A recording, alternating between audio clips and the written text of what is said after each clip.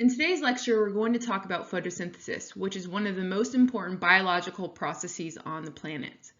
Photosynthesis is going to be this process where we can take inorganic molecules like carbon dioxide and water, take solar energy, and in turn create sugar and oxygen.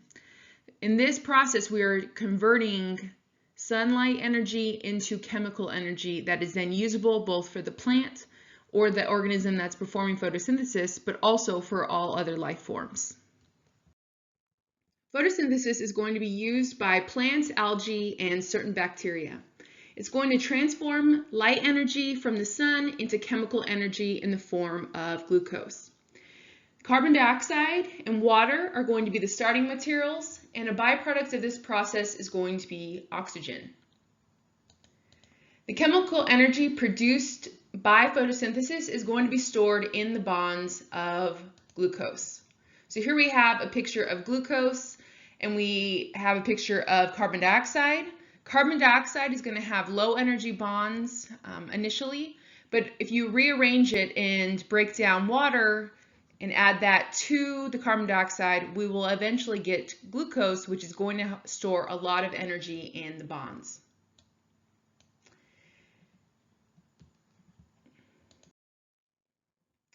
Now, when we talk about photosynthesis, we're going to be dealing with autotrophs. And autotrophs are going to be those organisms that can generate their own organic material out of inorganic products. So water and carbon dioxide are not organic, but they can be combined together by an autotroph and then produce organic material. Plants are going to be the major group that we talk about, but there are other organisms that are going to do this as well. And we consider these photoautotrophs. So they are going to be considered producers for most of the ecosystems. So when we look at kind of different habitats, you'll see that the plants there are going to be doing most of the photosynthesis, providing most of that initial kind of chemical energy form that they can produce via the sun. If you look at almost all organisms, they're going to trace back the energy that they consume to a plant. Okay, so it's extremely important that plants are able to do this transformation, and without it, we would not be present. Here are a couple examples of autotrophs. So again, these are photosynthetic autotrophs. There are a couple other types of autotrophs that we'll talk about in the future, but these ones are going to be photosynthetic, which means they're using sunlight to produce their food. So we have plants, which are mostly found on land. We then have photosynthetic protists, which are going to be kelp or large algae. We're also going to have some photosynthetic bacteria, which are called cyanobacteria. And you can see all of them here. All of these are going to be doing photosynthesis. The way they do it might be slightly different, but the overall process is going to be very similar in its end products. Chloroplasts are going to be the main structure we talk about because they are the site of photosynthesis. They are going to be light-absorbing organelles, which means that they're going to almost act as solar panels. They are going to be the place where photosynthesis takes place, so where we go from solar energy to chemical energy. And they're mostly going to be found on the interior cells of leaves. You can find chloroplasts in other parts of the plant, but they generally are located in the leaves. They're going to be green because they have a specialized pigment called chlorophyll, and pigments are light-absorbing molecules. So chlorophyll is going to play a major role in the first step of taking solar energy and turning it into chemical energy. In order for photosynthesis to take place, we need to have some ingredients to start this process. We're going to need sunlight, which is going to come from the sun, but we're also going to need carbon dioxide and water. Water is going to mainly be coming up through the roots. The roots are these underground structures that are going to be able to absorb water, and they'll transport that water up through the stem to the leaves. The carbon dioxide is actually going to enter from the atmosphere, and on the bottom part of leaves, there are going to be these specialized structures called stomata. So now we're going to examine the leaf. So here we have a leaf, and we look at the bottom side of the leaf. We're going to zoom in, and here's the bottom of the leaf. we're going to have these structures called stomata, and the stomata are going to be like little mouths that can open and allow for carbon dioxide to enter into the cell. It's also going to be the location of where oxygen is going to leave. Oxygen, again, is a byproduct of photosynthesis. So these little mouths called stomata will be able to be opened or closed depending on the plant. So if it's really hot and they don't want to lose any water, they tend to keep them closed, but they will also need to have them open so they can get carbon dioxide in. When you look at the rest of the leaf, you're going to have your chloroplasts found within these different cells. So chloroplasts are found within the cells of the leaf, and you're going to have multiple chloroplasts within each cell. If we zoom in and look at a cell, so here is a cell, you can see the nice cell wall around here giving it some structure, and inside you're going to have the chloroplast. The chloroplast has a very unique structure, and it's really important that it has this double membrane, and it's going to have these structures called the thylakoid. Now, if you remember what the mitochondria looks like, it's very similar to what our chloroplast looks like. So there's an inner and an outer membrane. Now, these green structures, which are going to be important because they're going to be the location of the chlorophyll or the pigment that's going to absorb sunlight, these are going to be in stacks. An individual kind of disc shape is called a thylakoid. And then when you have a stack of them on top of each other, they're going to be called granum. Now inside of the thylakoid, we're going to call it the thylakoid space. So this allows for an area where we can actually increase the concentration of different molecules in order for us to set up a concentration gradient. We're also going to have the stroma, which is going to be the outside fluid that's around the thylakoid. Here's an actual chloroplast. You can see the layers of the thylakoids on top of each other, creating this granum. We're going to look a little closer at the chloroplast. So I want to bring your attention back to the double membrane. The double membrane is additional evidence that chloroplasts had an independent origin.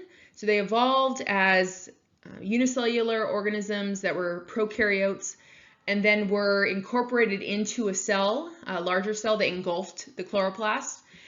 We also know that chloroplast has its own DNA. This is very similar to the mitochondria, which also has a double membrane and has its own DNA. So both of these structures for the energy conversions are thought to have evolved independently, and then through the process of endosymbiosis came to live inside other cells. Now, if we look at the stroma, which is going to be the fluid that's inside of the chloroplast, but outside of the thylakoid, so this is not inside the thylakoid, the stroma is going to have all of the enzymes that are required for the Calvin cycle, which is one part of photosynthesis. So the pH is going to be correct, and it's going to allow for those enzymes to function correctly. On the thylakoid, we're going to have the electron transport chain that is also going to be able to create ATP. So it's going to have an ATP synthase as well. When we have the granum, the reason why they're kind of have all of these structures instead of just being a large, one cavity structure is going to increase the surface area to volume ratio, which then allows for molecules to accumulate at a faster rate. We're now going to look at an overview of photosynthesis, focusing mainly on the equation. So the reactants of photosynthesis are going to be carbon dioxide and water. Okay? If you remember when we talked about cellular respiration, the byproducts of cellular respiration were carbon dioxide and water. Therefore, the waste products of cellular respiration are going to go directly into photosynthesis. Photosynthesis is going to then produce glucose and oxygen, and those products are going to go into cellular respiration. And so we have this kind of cycle where the products of one equation are going to then go to the next equation and kind of recycle in that way. So here is our equation for photosynthesis, and it's going to be important to remember this equation. So we're going to start with 6 carbon dioxide. Those 6 carbon dioxide are then going to be joined by water, so 6 water molecules. Then through the process of photosynthesis, so we're going to talk about what's happening in this arrow right here, we're going to take light energy and we're going to then rearrange the carbon dioxide and water and create glucose and oxygen gas. All of this is possible by using the light energy in order to store in the bonds of the glucose. Okay, and so this is going to be our overall reaction. You're going to recognize that this is the reverse of what we had in cellular respiration, where we start with glucose and we start with oxygen gas and we end up with carbon dioxide and water. Now, like the cellular respiration reactions, we're going to have redox reactions again. However, in this case, we're going to do kind of the opposite of what we did in cellular respiration. As a reminder, reduction is going to be the gain of electrons. It's reducing, even though you're gaining something, because the electrons are negative, so it's being a reduction in charge. Oxidation is going to mean the loss of electrons. So in this equation, what happens is we're going to take carbon dioxide and it's going to gain electrons in the form of glucose. So it's going to be C6H12O6. Now the way that we can do this is by taking water and splitting the water apart and then using the water parts, the hydrogens specifically and the oxygens, we're then going to add them on to a molecule and create glucose. Okay? In this process, so the carbon dioxide is reduced to this. So it's going to have more electrons in the glucose form. Our water is actually going to lose electrons. So electrons are going to be added to the glucose, and we're going to end up with O2, which means that we're being oxidized because we're actually losing those electrons. We're now going to look at the overall process of photosynthesis. Now, one thing I want to just bring up that is different from cellular respiration is that the entire process of photosynthesis takes place within the chloroplast. If you remember in cellular respiration, part of the process, specifically glycolysis, takes place outside of the mitochondria. It's not until we get to the citric acid cycle that we're inside the mitochondria, and then we can do both citric acid cycle and our electron transport chain. In photosynthesis, everything's going to be inside of the chloroplast. Now, in this picture, what you can see is that there are two major stages that are going to be connected by these energy-carrying and electron-carrying molecules. So we're going to have this first process, which is called the light reactions. And the reason why they're called the light reactions is they happen with the light when it's sunny outside. And in this process, we're going to take water, and water is going to be split, and it's going to then turn into oxygen. And in this process, we're going to do some reactions where the sunlight energy is turned into chemical energy. Okay. Now, before the energy from the sunlight can be added to the glucose molecule, we first have to add it to ATP and NADPH. Now, this NADPH should sound familiar, but in cellular respiration, we use something called NADH. This is slightly different, has a different structure, but it still is an electron carrier. So both ATP is going to carry the energy, and NADPH is going to carry the electrons into our second stage, which is going to be called the Calvin cycle. The Calvin cycle is then going to allow for that chemical energy that we just captured in the first stage and add it to sugar. At the end of this, the electron carrier and ADP plus a phosphate are going to go back to the light reactions, and this can all take place. You want to recognize that carbon dioxide is going to be used at this point in the Calvin cycle. It'll enter into the Calvin cycle. It's going to be rearranged. Energy is going to be added to it. The NADPH is going to add electrons, and out we're going to get the sugar. So here's an overview of all of this and the different reactants and then the products of the two different stages. So the first stage, which can be called light-dependent reactions or the light reactions, are going to be the photo part of this photosynthesis. So this is going to be when you have sunlight from the sun. It's going to be energy. We're going to take ADP, we're going to take NADP plus and H2O. And in the process of this light-dependent reaction, we're then going to produce ATP, NADPH, and oxygen. Now, oxygen is a byproduct at this point and will leave. It's not necessary for the rest of this reaction. But the ATP and the NADPH will move on to the next stage, which is going to be the Calvin cycle. So the Calvin cycle is often called the light-independent reaction. This can take place when there is no sunlight. That's why it's called light-independent. It is also called the Calvin-Benson cycle after the scientists that found it or discovered this process. In the second part, we call it the synthesis step because this is when we're making the sugar. So we have the ATP and the NADPH from the first step in the light-dependent reaction. We take carbon dioxide and water, and we then are going to make sugar, which are our main product, and the ADP and the NADP+ are going to go back and be ready for the light-dependent reaction. And so we're going to go through these steps in a little more detail, but we need to learn a little bit more about light before we can talk about the rest of this. Now I want to talk a little bit about photosynthesis and climate change, because you're going to notice that one of the products or reactants that we use for photosynthesis is carbon dioxide. And so we know that we currently have too much carbon dioxide in the atmosphere, which is causing our climate to change. Most areas are getting hotter. We know that our Arctic ice and Antarctic ice is melting. The temperatures are getting higher in many regions. And so climate change is kind of in this really critical moment at this time.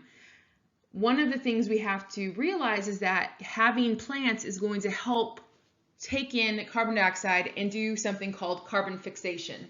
So when we take carbon dioxide from the atmosphere and then convert it into kind of an organic molecule like glucose, we're actually removing it from the atmosphere, which is a good thing. Okay, so it's important to remember that photosynthesis and plants doing photosynthesis can actually help alleviate some of the carbon dioxide. Now, unfortunately, at this time, there's too much carbon dioxide, and so we would have to have a lot more plants, and we also need to focus on reducing our dependence on fossil fuels, which are going to be the major source of the carbon dioxide. We're now going to change gears and we're going to start talking about sunlight. It's going to be very important to understand how we can take solar energy and turn it into chemical energy in the form of glucose.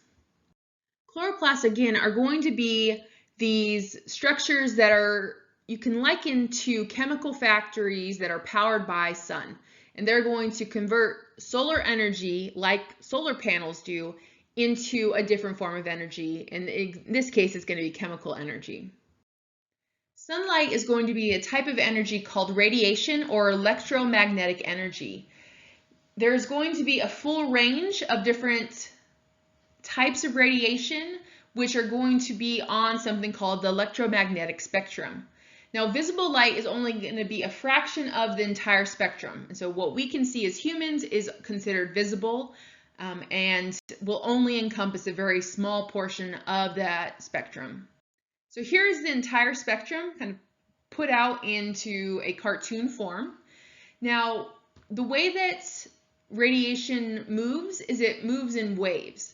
So we're going to be looking at the different wavelengths, which are going to be kind of the distance between the top of one wave and the top of the next wave. Okay, so we can have very long or large wavelengths that are going to fall into the radio wave area, the microwaves, which is we're able to cook food with. We then have infrared, and then we get to visible light. So these are the colors that we're able to see, and it goes a spectrum of the rainbow. We then get into ultraviolet, which we are not able to see. It does give us sunburns. We can then go into X-rays and then gamma rays, which of course can turn you into a superhero, or depending on when in his mood, superhero or villain, depending. Now, a little bit more about the visible spectrum. So I wanted to show you something that we can't see, but some other animals can. All of these flowers have UV patterns on their structures. Now, when we look at a flower, we cannot see these because our eyes are not capable of picking up UV radiation. However, insects and some birds are actually able to see the UV light, and this may actually be what attracts them to the flowers. It's not necessarily the colors that we see, but these UV patterns showing where the pollen is or maybe the nectar. I just thought these pictures were really beautiful. This is a specialized camera that's able to pick up that UV light. So we're going to look mainly at the visible spectrum, which is between 380 and 750 wavelengths. So this is going to be in nanometers. So if we look at the wavelength, again, we're measuring from the top of one wave to the next top and looking at the distance between those two waves in nanometers. When we're talking about radio waves, these are very long. So we're talking about 10 to the third meters. Microwaves are going to be more in 1 meter range, and then you're getting smaller and smaller. Gamma rays are very, very small, so they're 10 to the negative fifth nanometers. So extremely small and can do damage to your body.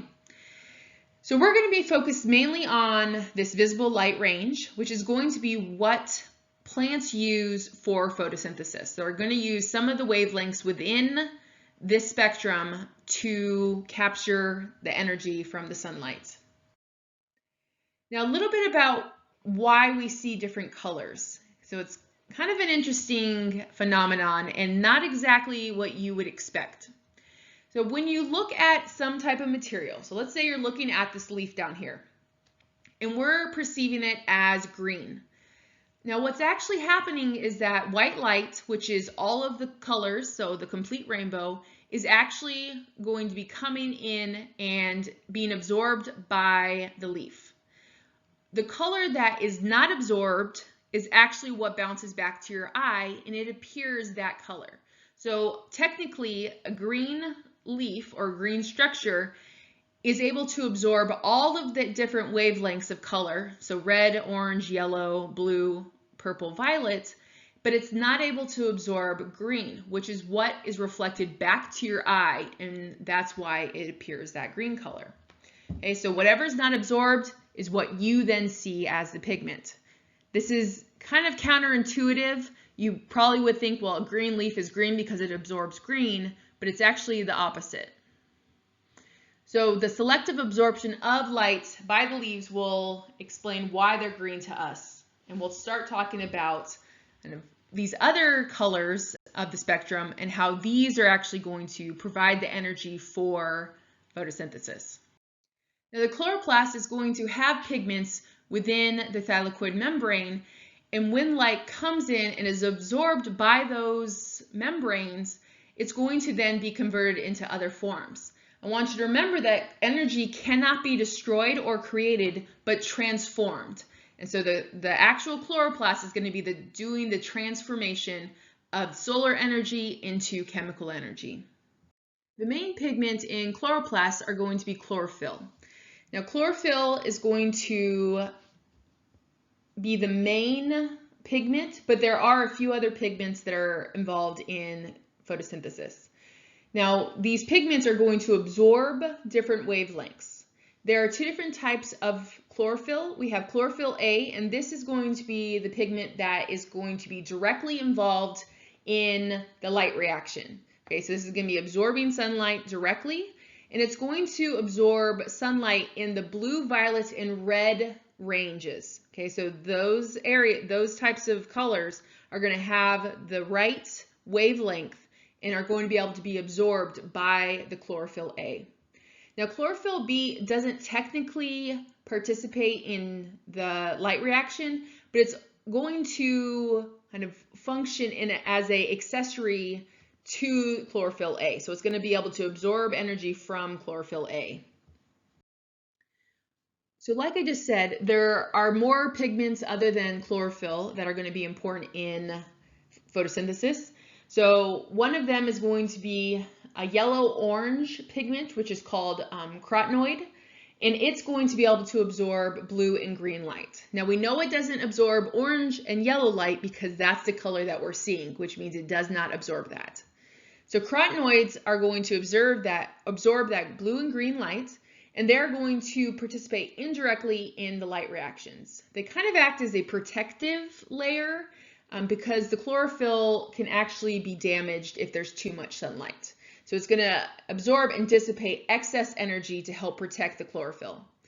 There are also going to be carotenoids in carrots that we see here. That's why I showed the carrot image. And if you've ever heard this, one reason you eat carrots is because the beta carotene can be good for eyesight and eyes dealing with very bright light. So carotene not only is going to be important in leaves, but it's going to be important in protecting your eyes from really bright light.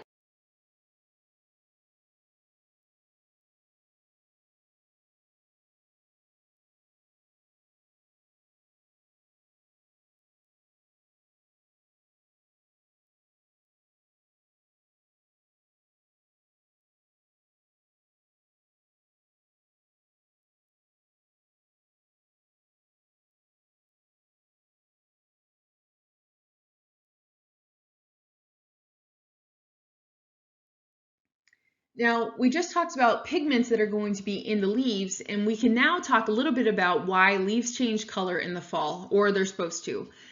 Down in Southern California, there are some trees that have really pretty colors during the fall, but most of them turn brown and just fall off. Now, what's happening when leaves change color is that they're actually reabsorbing some of the pigments. So one of the pigments that is going to be reabsorbed into the plant and taken out of the leaf, because if the leaf is going to drop on the ground, we want to take everything out of it that we need in the plant. So chlorophyll is going to be broken down and taken back up into the plant, which then is going to leave the other pigments visible. So then you're going to start to see yellows, oranges, and reds, and carotenoids are going to be found in each of those colors, and then we'll sometimes have a couple other different pigment types that will create the red versus orange versus yellow. So when you're seeing fall colors, you're seeing kind of the other pigments that are going to be in the leaf at all times, but at this point the chlorophyll has left the leaf so it can be saved, and you'll see the other colors kind of show up better. Now, how do we know what wavelengths are going to be absorbed by chlorophyll? So in 1883, a German biologist named Theodor Engelmann saw bacteria that was living on a plate with some algae, and the algae does photosynthesis, and the bacteria seemed to be clumping in areas where there was higher oxygen concentrations.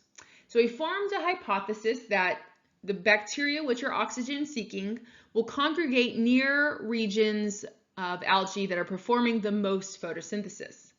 Okay, and what he did is he actually used a freshwater algae and he put a couple drops of water on a microscope slide.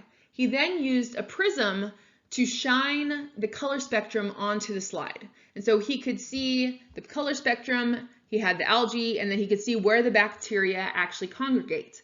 Now, the colors are showing what wavelengths are being absorbed at that region. And so we can see that bacteria are clustering around the purplish blue region and the red region.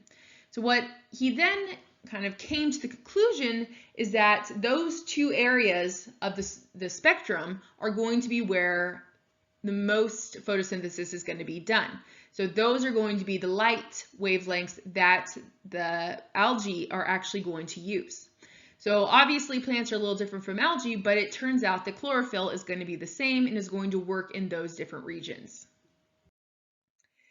Now, we know a little bit about light and pigments, but what about kind of the actual energy that's inside of light? So light is considered a particle, but also a wave. So it can kind of behave in these two different ways, and that's what these two prisms are showing. So if you shine white light into a prism, it then separates out the different wavelengths of color. Okay? And the discrete packet of energy is going to be called a photon. So it's a fixed quantity of light energy. So the photons are going to be what actually give the energy to the pigments of the chlorophyll. Okay? The shorter the wavelength, the greater amount of energy within the photon. So what's going to happen is we're going to start talking about how we capture the energy in those photons. So when a pigment molecule absorbs a photon, one of the pigment's electrons will actually gain energy And when it gains energy, it's said to be excited. Okay, so in this image, you can see we have a chlorophyll molecule. We have photon coming into the chlorophyll molecule. And once the light comes in, we're going to have the excited electron, which then is going to be able to fall. So once it's excited, it's going to gradually lose its energy. And so the excess energy is going to come out as either light or heat. Okay, and so some of that can actually be absorbed.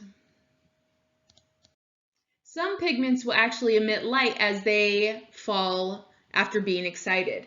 So if you have these fluorescent glow sticks, what's happening is there's a chemical reaction that will actually excite the electrons within the fluorescent dye. Then when those excited electrons fall back down to the ground state, they're going to release energy in the form of this fluorescent light. So if you've ever played around with these light sticks, you have to break them, kind of crack them, which then causes the chemical reaction to start. And then you're going to have the light coming off. And what's happening is that the electrons are being excited by the chemical reaction, and the light is a byproduct and kind of being given off of the electron once it's falling back down to its ground state. So it's excited, and then it falls back down. And in the process of falling, it can release that energy in the form of light or heat. Okay. So in the thylakoid membrane, we're going to have these structures called photosystems. And photosystems are going to be a cluster of those pigment molecules that are going to be chlorophyll. Okay, so we have chlorophyll within these photosystems. And so think photosystem light. Okay, so that's where that word is coming from. Now, each of these photosystems is going to have a cluster of a few hundred pigment molecules. They're going to be chlorophyll A and B, and also the carotenoids. Okay? The pigments are going to be the energy capturers. So they're going to be able to absorb light energy, and this is going to be the first step in kind of absorbing that and turn it into chemical energy.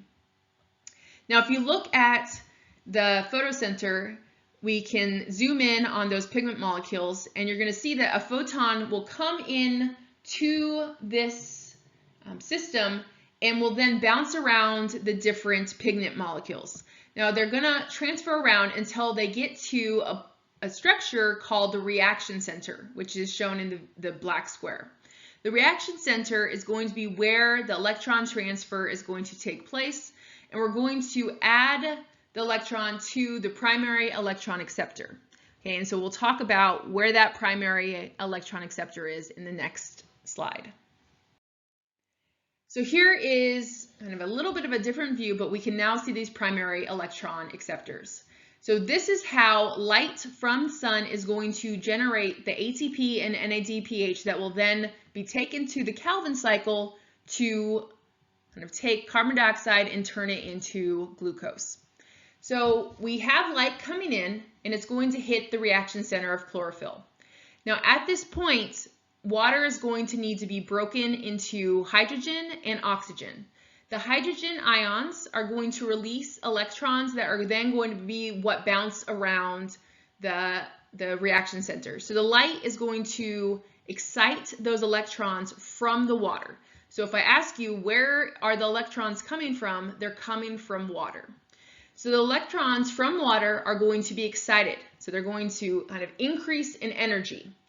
Once they increase in energy, they are then going to go to a structure called the primary electron acceptor.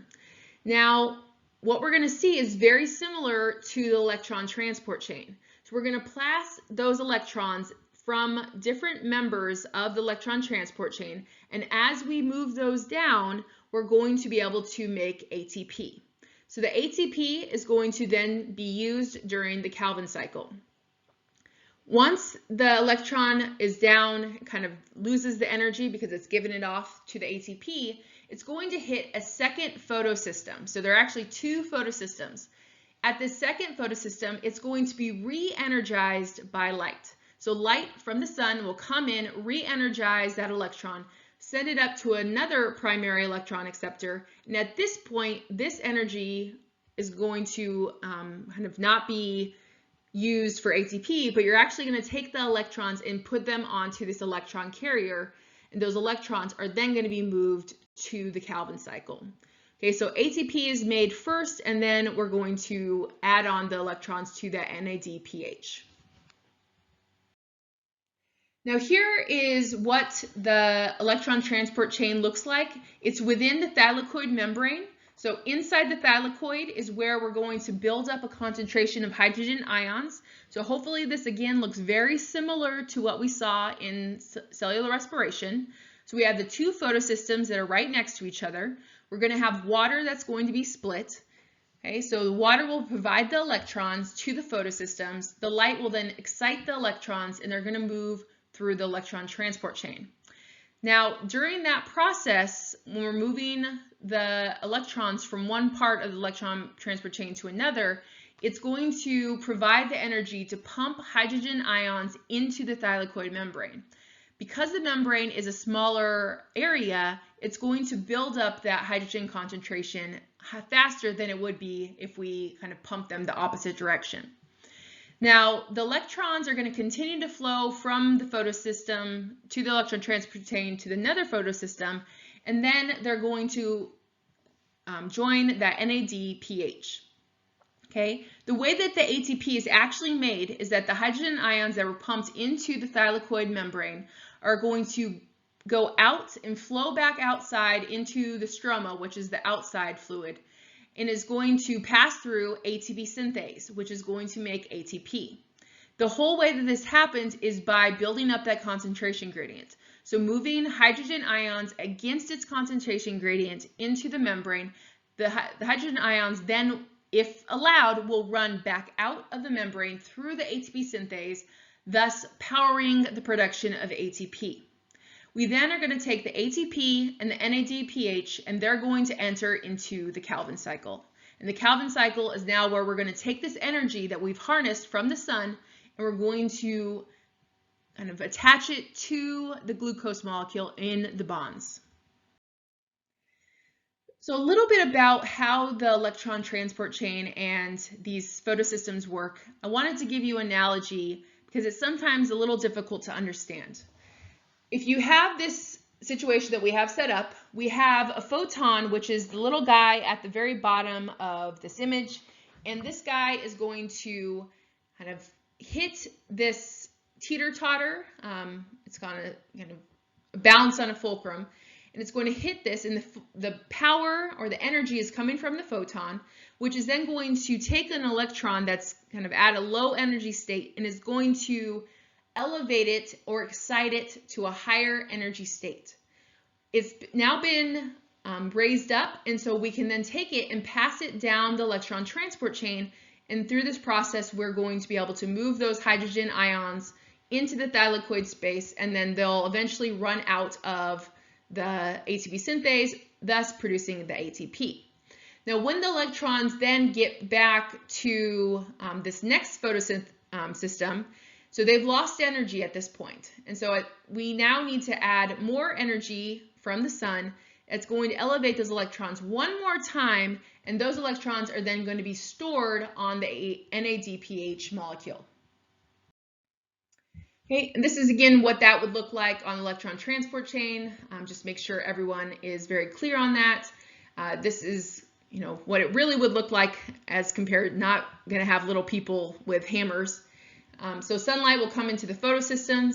Now, one of the things I kind of neglected to tell you is there are two photosystems, but unfortunately they named them in the wrong way. So they discovered photosystem 1 before they discovered photosystem 2, and therefore they named photosystem 1, but it turns out the light is actually going to kind of enter first onto photosystem 2. So that's just kind of a weird thing that happened.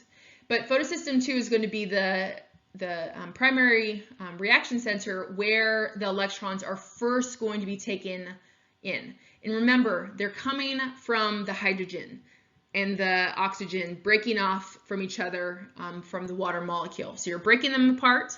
You then are going to end up with lots of hydrogen ions and the electrons that are going to be kind of associated with those hydrogens. So hydrogens are going to be kind of pumped into the thylakoid space. as electrons are passed through the electron transport chain, again, they're elevated and then they're going to be joined to the NADPH. Okay, and so most of this is very similar to the cellular respiration, but the way that the energy is coming from, you're not breaking down food in this case, you're getting the energy from the sun. Okay, so it's not quite the same. Now that we've completed the transformation of solar energy into a chemical energy, we need to now put it into glucose. So the process of taking carbon dioxide and turning it into glucose is going to be called the Calvin cycle. The Calvin cycle, you can think of it as a sugar factory that's going to be running within the chloroplast.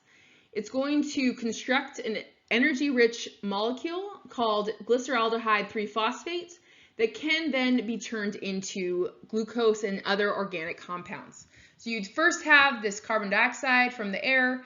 It is going to be converted into a 3-carbon molecule. Then ATP and NADPH are going to add the energy and the electrons to the molecule and form this G3P molecule.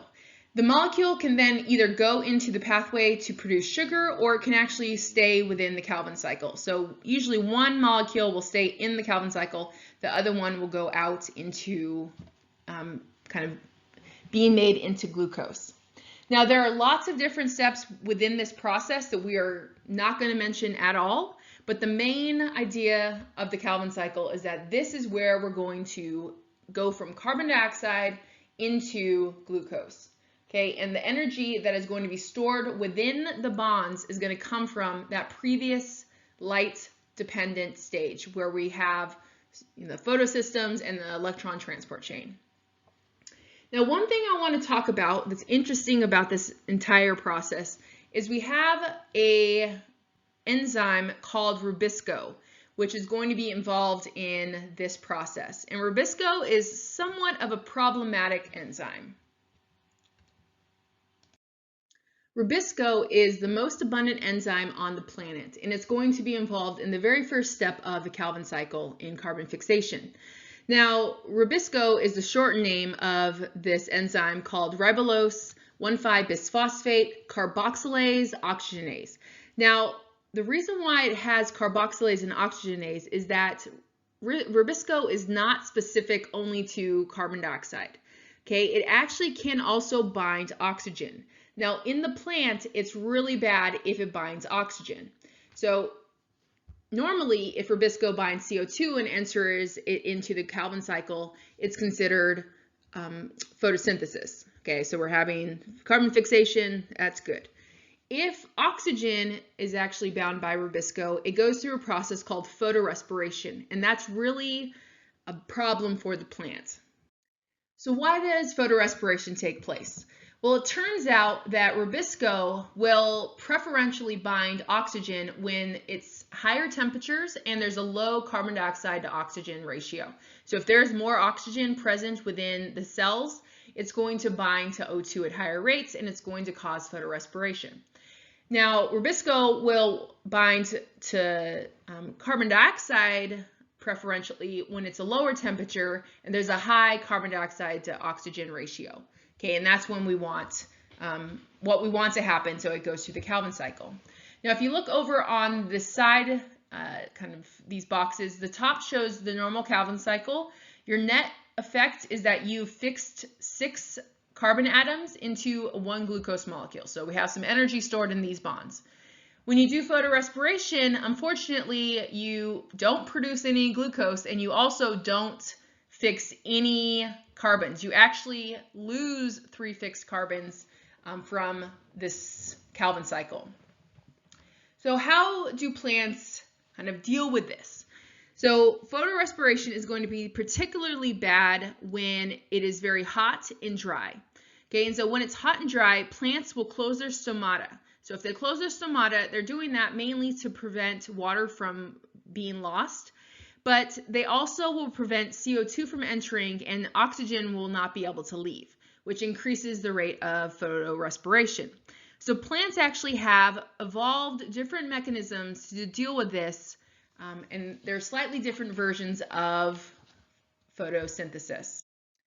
The photosynthesis that's going to take place in these two environments are going to be different. On the left, we have a very moist and lush environment. There's plenty of water. It looks like there's a lot of shade, and maybe lack of sunlight could potentially be a problem.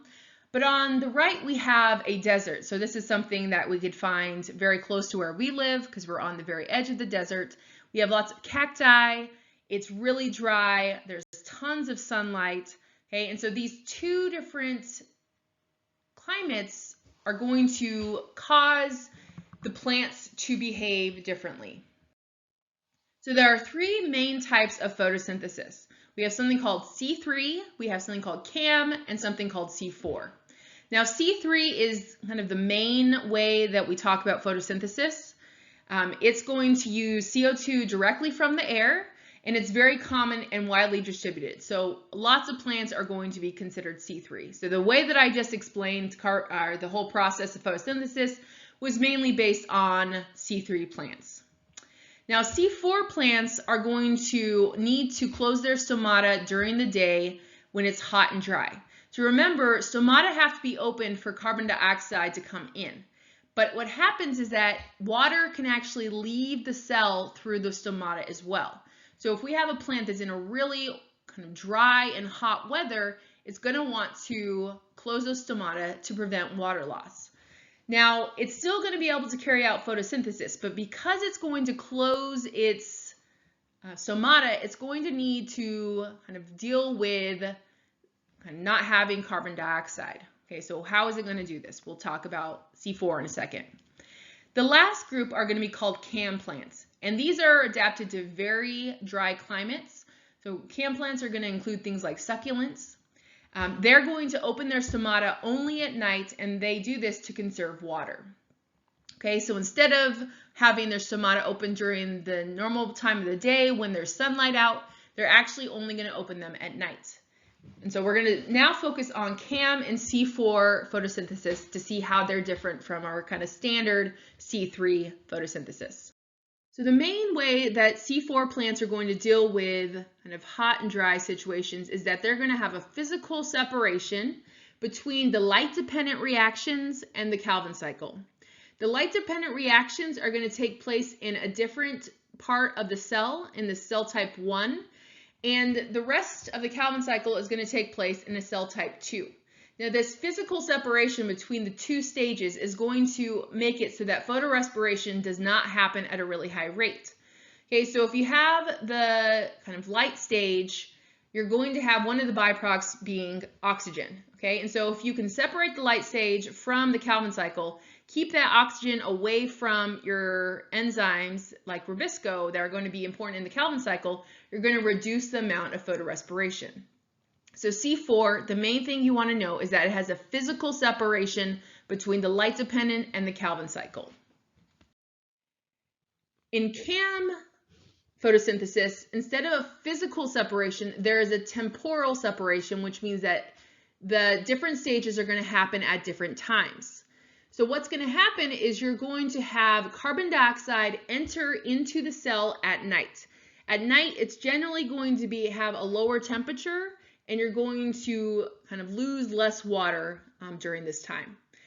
It isn't until the daytime that then the carbon dioxide that was taken in at night is then going to enter into the Calvin cycle. Now, you can't do the light dependent part during the nighttime because you have to have light. So the CO2 is going to be kind of put into this 4-carbon compound that's going to store it until the sunlight is ready to kind of get the other parts of the kind of light reaction to take place, and then those can go into the Calvin cycle along with the CO2 that was stored earlier. Okay, so both of these different types of photosynthesis are going to deal with kind of preventing too much photorespiration. Here's just an overall review of photosynthesis. So remember that photosynthesis, in essence, is going to be the process where we take light energy and convert it into chemical energy. The chemical energy is going to be stored within the bonds of the glucose molecule. Okay, it's made from carbon dioxide and water, which are both inorganic molecules. The light energy is going to come from the sun, And through the process of photosynthesis, which has both a light reaction stage and a Calvin cycle stage, we're going to produce that glucose. The byproduct of this process is going to be oxygen, which is given off and can be released. Remember that the byproducts or the products made from photosynthesis can actually enter directly into the cellular respiration, and the products created by cellular respiration can enter directly into photosynthesis. And so we have these two corresponding processes that are going to use the same kind of reactants and products.